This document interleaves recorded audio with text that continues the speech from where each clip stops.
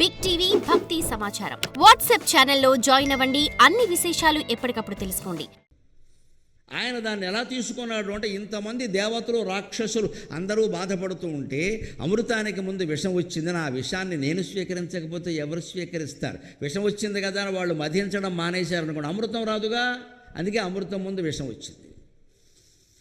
ఆ విషయాన్ని ఆయన స్వీకరించి మళ్ళీ చాలా జాగ్రత్తగా ఆలోచించాడు. భగవంతుడు రూపం ధరించినప్పుడు ఎలా ఉంటుంది అంటే, 14 లోకాలు ఆయన కడుపులోనే ఉన్నప్పటికీ ఒక రూపం ఆయన ధరించాడు కాబట్టి ఆ రూపం ఏ లోకంలో ఉందో ఆ లోకం బయటే ఉండాలి, మిగిలిన 13 లోపల ఉండాలి.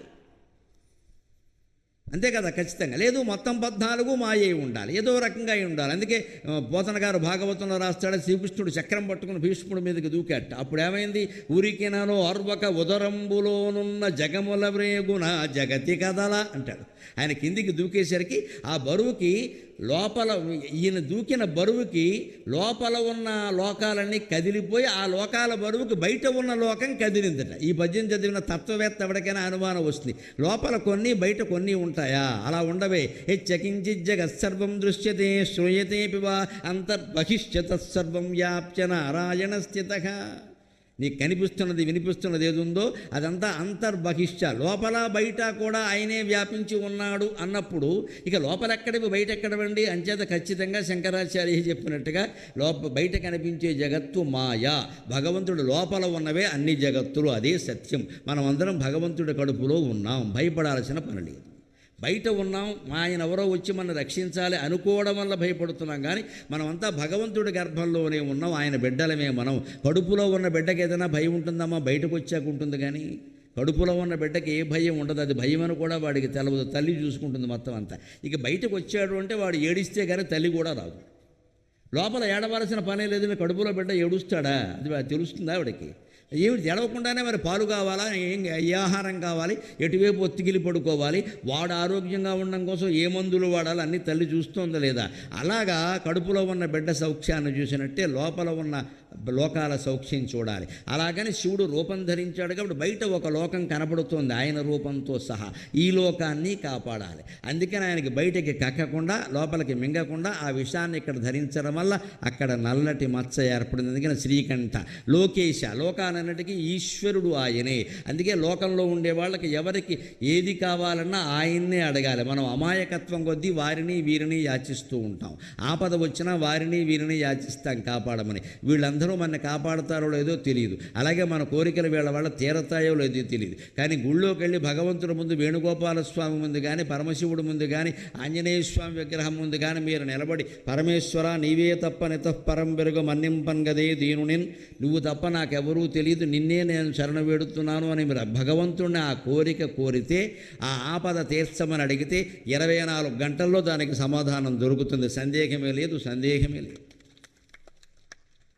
అందుకే లోకేశ, శ్రీకంఠ లోకేశ, లోకోద్భవ స్థాన సంహారకారి, లోక ఉద్భవ స్థాన సంహారకారి. బ్రహ్మ విష్ణువు మహేశ్వరుడు 3 రూపాలు ఉంటాయి, కానీ హిరణ్యగర్భ సమవర్తతాగ్రే భూతస్య జాతః పతిరేక ఆసీతు అని వేదంలో చెప్పినట్టుగా ఉన్నది ఒకే పరమాత్మ. ఆయన 3 పనులు చేయడం కోసం 3 రూపాలు ధరించాడు. ఒక బ్రహ్మ, ఒక విష్ణువు, ఒక శివు, ఒక రుద్రుడు.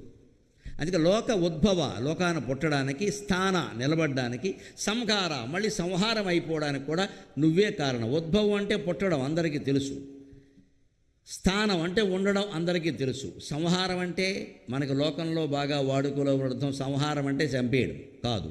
శివుడు లోకాలను చంపడు, చాలా పొరపాటు మాట. నాశనం చెయ్యడు, లోక నాశకుడు అనలేదు, లోకాలని లయం చేస్తాడు అన్నాడు. లయం చేయడం అంటే ఏమిటో తెలుసా? కాఫీలో పంచదార వేశారు, పంచదార నాశనమైందా లీనమైందా? ఇది అర్థమైతే శివుడు అర్థమవుతాడు. కాఫీలో పంచదార వేశారు, చెంచా పెట్టి ఇలా తిప్పారు, అవునా? పంచదార నాశనమైందా లయమైందా? లయమైంది, లీనమైంది. కాబట్టే పంచదార వెయ్యకముందు కాఫీ రుచి వేరు, వేశాక రుచి వేరు. శివుడు లోకాలని పరమాత్మలో లీనం చేస్తాడు, నాశనం చేయడు ఎప్పుడు కూడా. లీనం చేయడం అంటే కలిపేయడం. అవి ఎలా కలిసిపోతాయంటే పాలల్లో పంచదార కలిసినట్టే.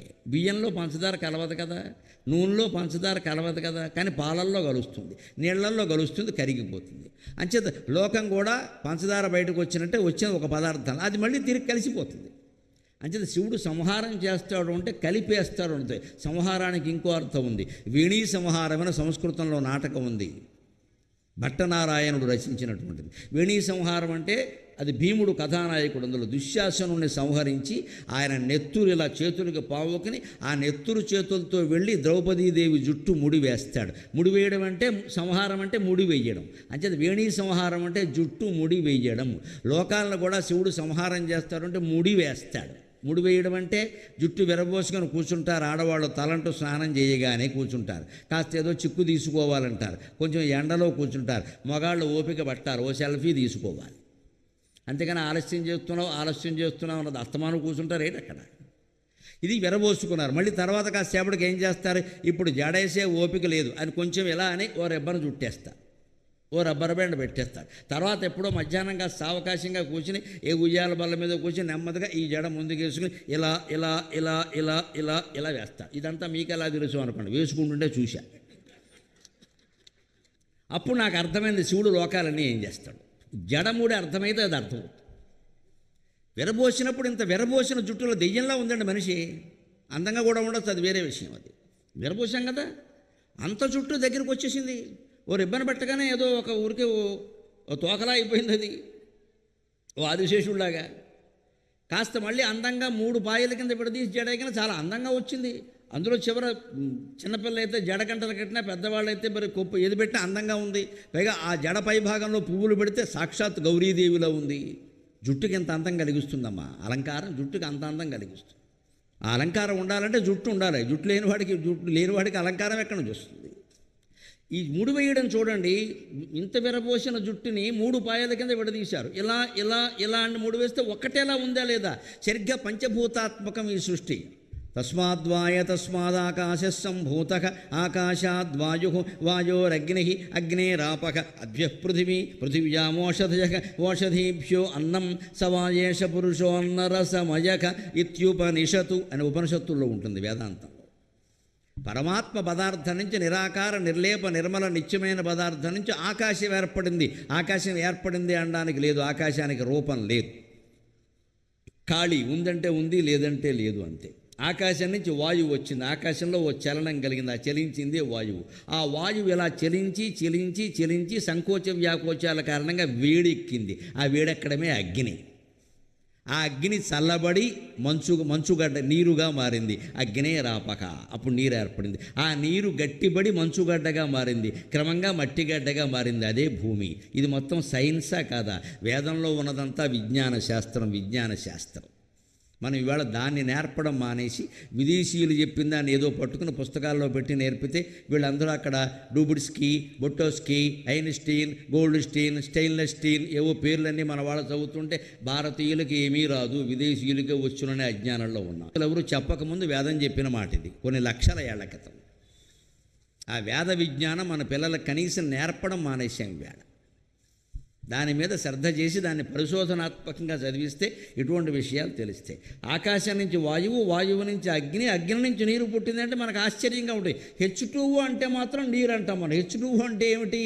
హైడ్రోజన్ 2 అణువులు, ఆక్సిజన్ 1 అణువు. హైడ్రోజన్ ఏ వాయువు?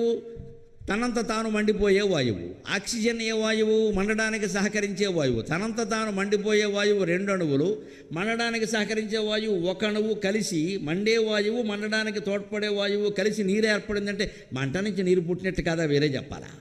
అదే అగ్నేరాపక అని చెప్పింది. మన అజ్ఞానం ఎలా ఉంటుంది? అగ్నేరాపక అంటే హిందూ మతం, అదో మహాపాపం. అదే H2O అంటే సైన్సు, అయ్యి బాబోయ్ అంటారు.